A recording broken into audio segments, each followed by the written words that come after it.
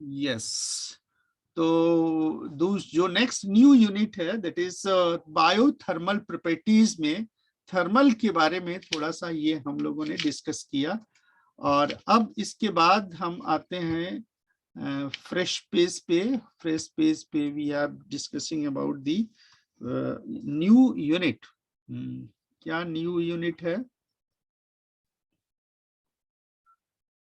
Today is 03 Jan 2022। तो new unit जो है बायो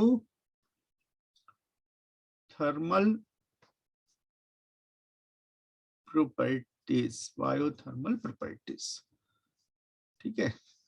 अब पहला जो इसमें डिस्कशन आज का हुआ है वो है टेम्परेचर। First is temperature. तो what is temperature?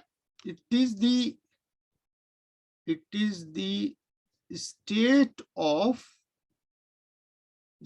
state of coldness and hotness of the object. ठीक है, ऑब्जेक्ट भी कह सकते हैं या सिस्टम भी कह सकते हैं। Then it is temperature. अब दूसरा है heat. The flow of heat,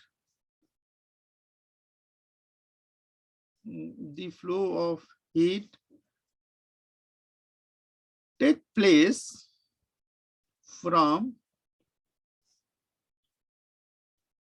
high temperature to low temperature, है ना, high temperature to low temperature. अब हाई टेम्परेचर और लो टेम्परेचर में हाई टेम्परेचर कैसे क्रिएट होता है? हीटर के द्वारा, है ना, हीटर। तो हीटर में definitely there is a resistance R, और इसमें यदि कोई करंट फ्लो करे I, और कितने टाइम तक, टाइम T तक, तो जो हीट फ्लो होगा दैट इज I² RT, जो आजकल हीटर का प्रयोग हो रहा है ना। High temperature. लो टेम्परेचर कैसे क्रिएट होता है? लो टेम्परेचर मतलब हीटर कब होगा? विंटर में।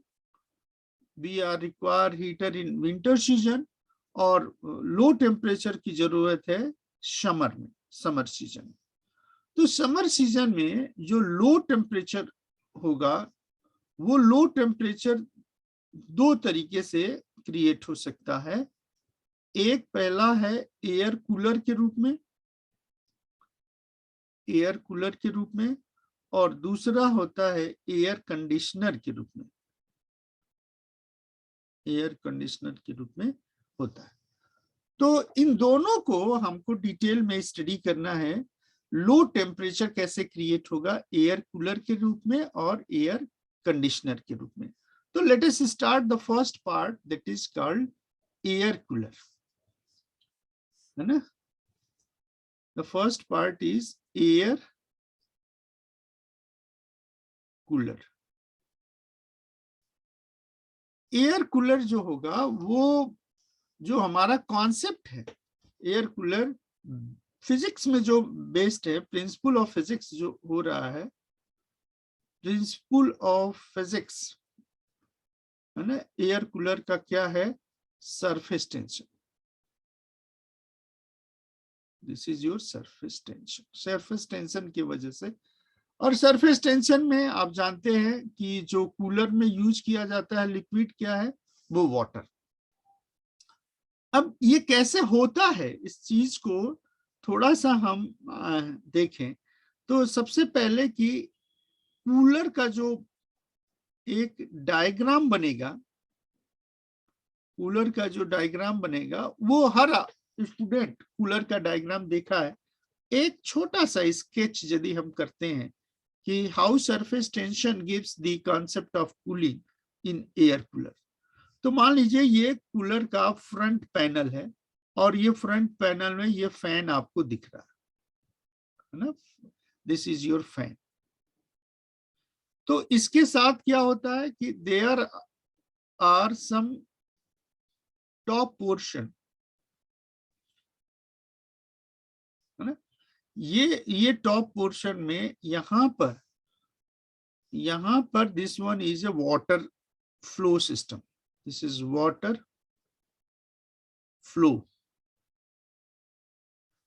वाटर फ्लो कहाँ होगा, माने स्ट्रक्चर के हिसाब से देखें तो यहां पर ये ग्रिड्स बने हैं, वायर ग्रिड्स, और वायर ग्रिड के पीछे जो होगा दिस इज वायर्ड ग्रिड, तार जो बना है, और तार किसके ऊपर होता है, ग्रॉस, ड्राई ग्रॉस के ऊपर तार होता है। और ड्राई ग्रास के ऊपर जब तार होगा और फिर ट्रिकल डाउन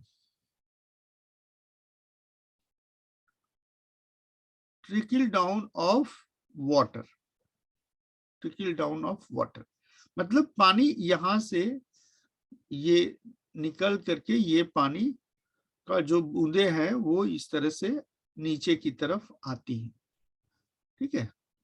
और ये जो सरफेस है, if we take this is a front surface one, then the second surface, then third surface and then fourth surface। तो वायर ग्रिड जो होगा वो वायर ग्रिड किस पे होगा, सेकेंड सरफेस, थर्ड सरफेस और फोर्थ सरफेस। तो यहां से ये फ्लो हो रहा है। अब इसके साथ जो एयर है, एयर जो फैन है, फैन जब चलता है तो फैन से जो एयर आता है वो एयर का टेम्परेचर थोड़ा सा कम होता है, ये air flow, this is your air. तो ये यदि बाहर का सराउंडिंग एयर की बात करें, दीज आर द एयर,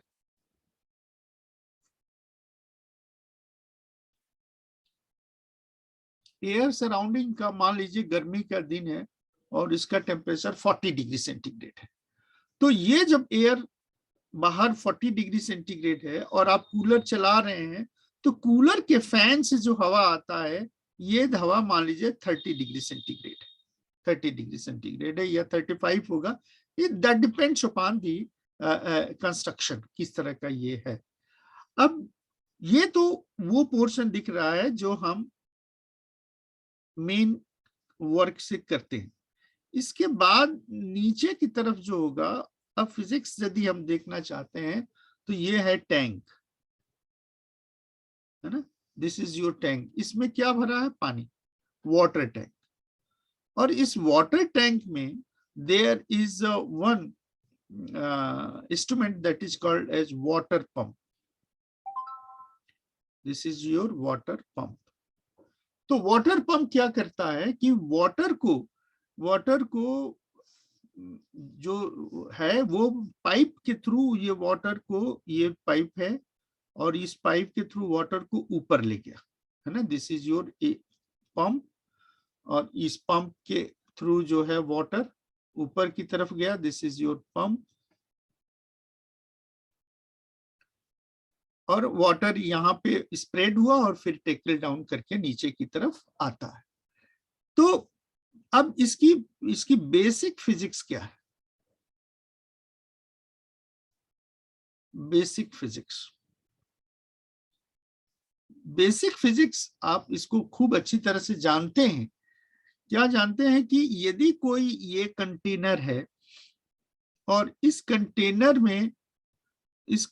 में ये लिक्विड भरा है ना, लिक्विड है, और लिक्विड, सिंपलेस्ट लिक्विड क्या है, वाटर। तो वाटर का जो मॉलिक्यूल है अंदर, उस अंदर मॉलिक्यूल्स के ऊपर फोर्स लगता है बाहर की तरफ, ये बाहर की तरफ फोर्स लगता है, और फोर्स लगने से इसके तरफ जो एक स्फीयर बनेगा, it is known as influence of sphere,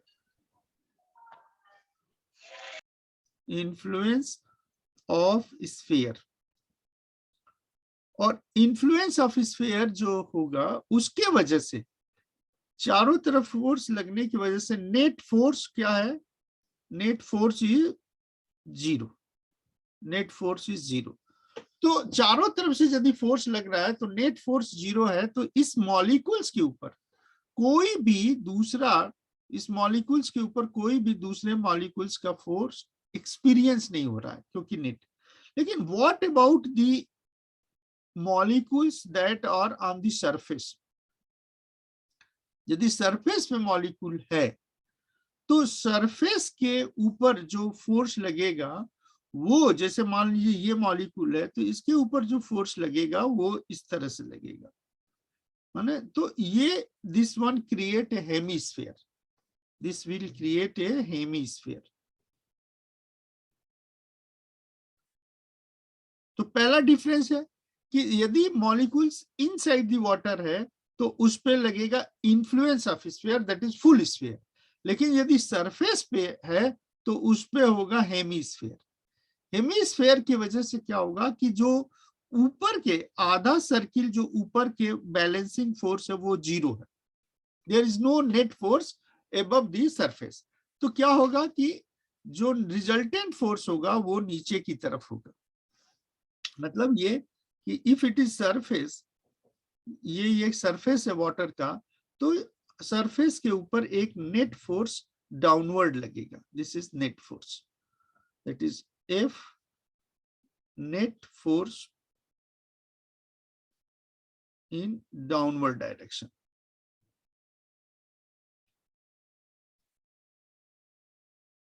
downward direction. और इस नेट फोर्स के वजह से यदि लेंथ को हम ले लें, this is the length L length ले लें, तो फोर्स पर यूनिट डिफाइन करें तो ये हो जाएगा टी, ये हो जाएगा T, and T is surface tension, then this is surface tension. ठीक है। और फोर्स के को एरिया से मल्टीप्लाई डिवाइड किया जाए, एरिया का मतलब दिस इज बी, तो ये पोर्शन यदि पूरा ले लिया जाए तो then it is called as energy, है ना। This is surface tension into force per unit area, and this is the, या आप इसको दूसरे शब्दों में, energy is equal to surface tension into delta ए।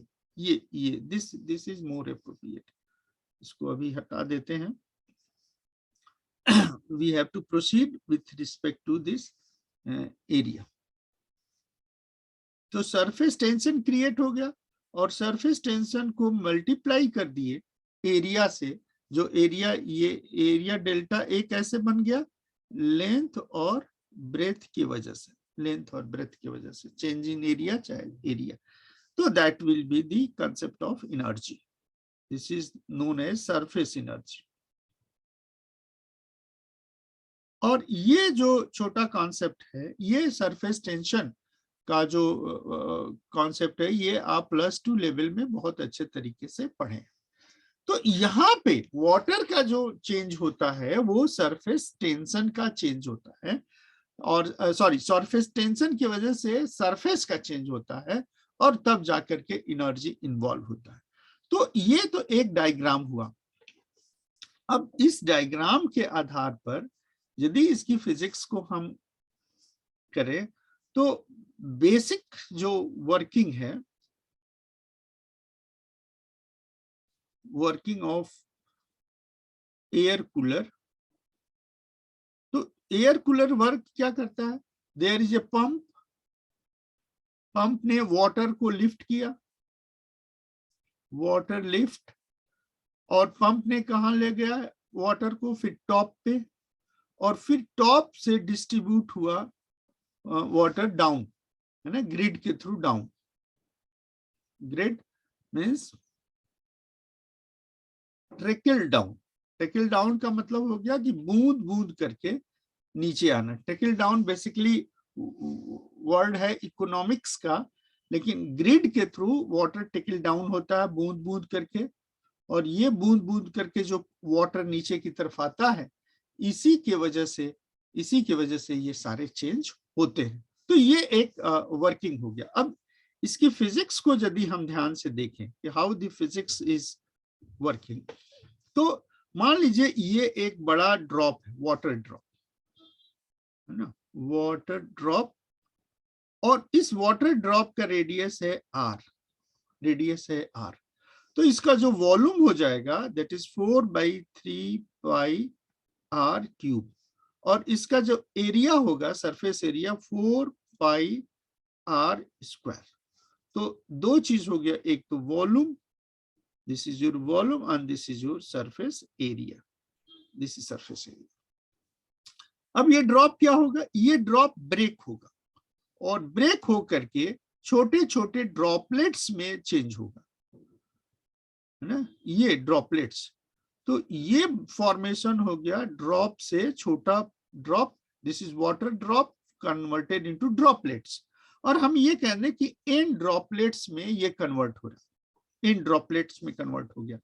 और एक जो ड्रॉप है, एक छोटा ड्रॉप, इस छोटे ड्रॉप का रेडियस यदि r है, स्मॉल r, तो छोटे ड्रॉप का जो वॉल्यूम होगा वो कितना हो जाएगा, 4/3 पाई r क्यूब। ये छोटे ड्रॉप का रेडियस है, उसके वजह से वॉल्यूम हो गया। और n ड्रॉप्स ऐसे बन रहे हैं, तो ये n से मल्टीप्लाई कर दे तो हमें ये टोटल वॉल्यूम मिल जाएगा, this is your total volume. तो n ड्रॉपलेट्स बने और छोटे ड्रॉप का वॉल्यूम हो गया 4/3 पाई r क्यूब। इसके वजह से यदि ये volume 4/3 pi r cube is nothing but 4/3 pi small r cube into n, number of drop. So 4/3, this is cancel, this is the cancel. So what we get, we get r cube is equal to n small r cube. So r is equal to n 1/3 small r. तो बड़ा drop का ये radius को छोटे drop के radius से एक relation हम निकाल लिए। अब छोटे ड्रॉप का एरिया क्या होगा, छोटे ड्रॉप का एरिया 4 पाई r स्क्वायर होगा, और टोटल एरिया जो होगा वो मल्टीप्लाई विथ n छोटे छोटे ड्रॉपलेट्स है तो उसका n हो गया। तो change in area, we are concern with change in area. Change in area delta A is equal to capital A minus small a, capital A minus small a। तो ये कैपिटल A क्या, 4 pi r cube minus n 4 pi small r square. So you take the common, 4 pi common है तो ये हो जाएगा r square minus n r square. अब r square का मान क्या होगा, we can put 4 pi r square का मतलब हो गया कि n to the power 2/3 into r square minus n r square. So we take the common r square again, 4 pi r square common है तो ये ब्रैकेट में हो जाएगा n to power 3 minus n, ये हो गया, ये पार्ट हो रहा है। इसका मतलब ये हो गया कि दिस डेल्टा ए को पॉजिटिव और निगेटिव के रूप में 2n के power 2/3 is less than n, तो ये निगेटिव एरिया हो रहा है, या डेल्टा ए के वजह से यदि हमें पॉजिटिव करना है तो 4 pi r square n minus n के पावर 2/3। अब ये जो एरिया है ये change area is positive, this is the positive area change.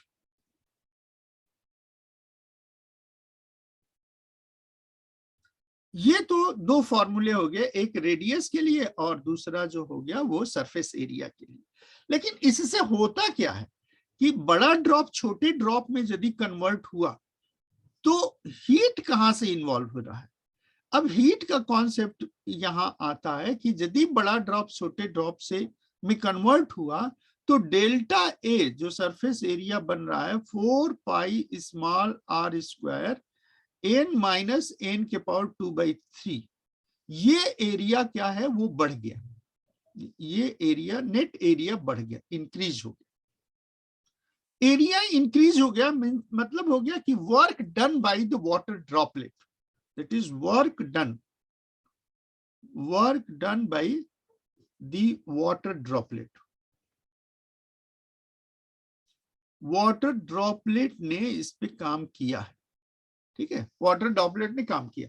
तो वाटर ड्रॉपलेट ने यदि काम किया तो उसका सरफेस एरिया बढ़ा, सरफेस एरिया बढ़ा, काम किया तो उसकी एनर्जी घटा, रिड्यूस। इसके वजह से क्या हो गया, रिडक्शन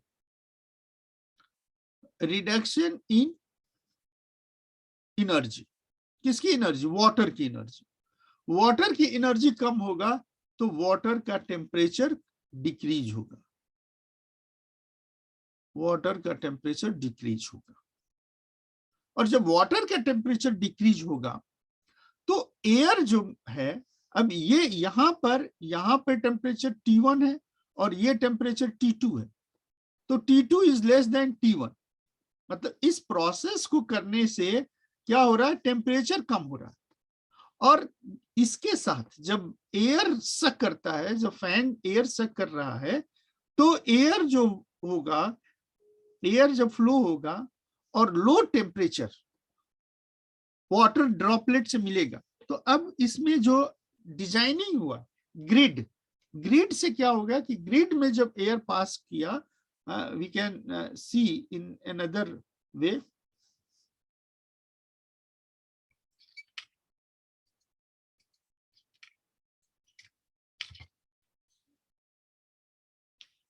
यदि हम ये हो गया कि ये ग्रिड है, these आर द ग्रिड्स, और यहां से ये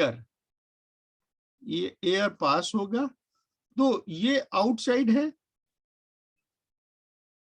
आउटसाइड एयर जिसका टेम्परेचर 40 डिग्री सेंटीग्रेड, और ये जो एयर अंदर की तरफ आ गया इसका temperature 30 degree centigrade, 30 degree centigrade inside. तो जो हाई टेम्परेचर है, एयर मॉलिक्यूल्स ने क्या किया, एयर मॉलिक्यूल्स है ना, air molecules transfer heat to water molecules.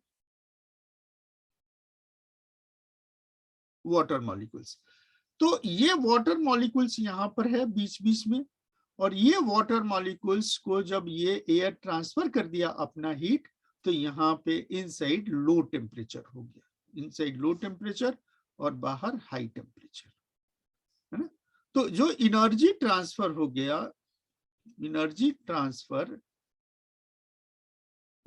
Transfer is equal to surface tension into change in area, surface tension into change in area.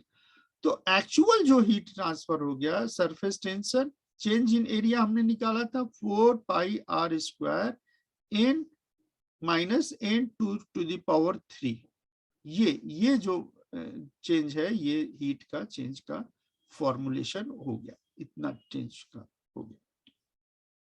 और जो टेम्परेचर हो गया, this temperature change is this theta is equal to 3t upon JCD 1 upon capital R minus 1 upon small r. This is the change in temperature. तो how much temperature is changed? कितना 30 degree है, ये 40 degree है, तो delta theta का मान कितना आ रहा है, 10 डिग्री। तो 10 डिग्री टेम्परेचर निकालने के लिए ये जो फॉर्मूला है, दिस फॉर्मूला इज एक्टिव।